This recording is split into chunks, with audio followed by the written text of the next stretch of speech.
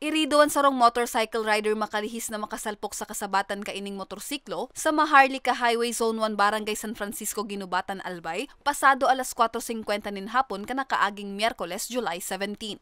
Binistuan iridong driver na si Nestor Paloma, 63 anyos, may agom asin residente kan Barangay San Rafael parehong Banwaan. Binisto man ang driver ka nasalpo kaining motorsiklo na si Charlie Naga, 60 anyos, may agom, electrician asin residente kan Barangay Bariw parehong Banwaan. Basado sa investigasyon kan Ginubatan Municipal Police Station, gikan Ligaw City, pasiring Kutang Legazpi City si Naga, mantang gikan Kamalig pasiring Ligaw City si Paloma. Alagad pag-abot sa lugar kan insidente, basang nasa nasubuot na suminulpot ang rider na si Paloma sa linya ni Naga na nauli sa insidente. Nagsapo nin minor injury si Naga, mantang seryosong mga lugad naman ang sinapo ni Paloma.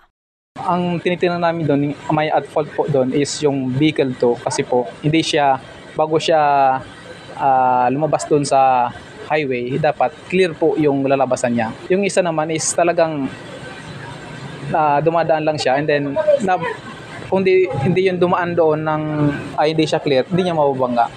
Sigun sa PNP, mauran asin mahal nas ang tinampo kan nangyari ang insidente. Accident-prone area man ang lugar. Dai naman nagsunod pa nin reklamo ang mga imbweltong persona.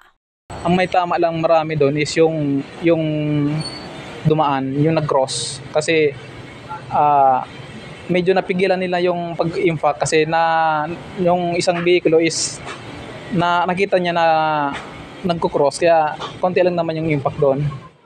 Patanid kan otoridad sa mga motorista na mas maging maingat sa pagmamaneho, ngani makaibitar sa siring na insidente. Para sa mga Baretang Tatak Bicol, Jennifer Pulinar.